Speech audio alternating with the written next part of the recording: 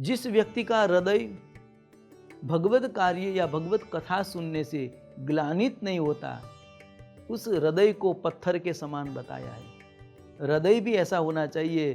कोई दीन दुखी या पीड़ित व्यक्ति की कथा सुने या फिर कोई ऐसी व्यथा सुने तो अंदर हृदय में ग्लानि होनी चाहिए, और जो ग्लानि नहीं प्रकट होती तो समझ लेना है कि वो हृदय नहीं है, वो पत्थर है। भगवान नाम स्मरण, भगवान की कथा सुनते हैं तो भगवान के भाव में हमारा हृदय आह्लादित होना चाहिए, और वह आह्लादित जब नहीं होता तो समझना है कि वो हमारा हृदय नहीं है, वो पत्थर के समान है। इसलिए तो वैष्णवों को एक उपाधि दी गई है, पीर पराई जाने।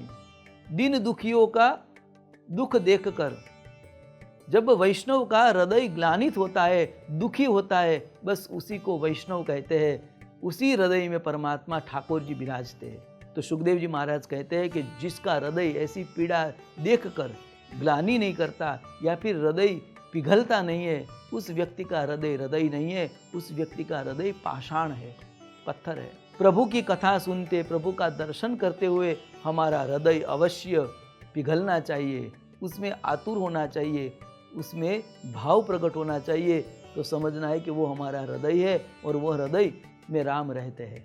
जिस व्यक्ति का रोम रोम भगवत कथा सुनते हर्षित नहीं होता या भगवत कार्य करते हुए हर्षित नहीं होता, उस व्यक्ति के रोम जो होते हैं, वह रोम सुखदेव जी महाराज कहते हैं जैसे जंगल में या बिन उपजाऊ जमीन में जैसे घास उगता है, तृण अपने आप निकल जाते हैं, बस उसी प्रकार उसके रोम रोम भी ऐसा है। इसलिए भगवान की कथा सुनते समय, भगवान का नाम स्मरण करते हुए, भगवान की सेवा करते हुए हमारा रोम रोम हर्षित होना चाहिए, पुलकित होना चाहिए। जिस व्यक्ति का रोम रोम पुलकित नहीं होता, हर्षित नहीं होता या खिलता नहीं है, उस व्यक्ति का रोम है वो जैसे बंजर जमीन में जैसे अपने आप घास निकलता है, उसके समान सुखदेव जी महाराज ने बताया है।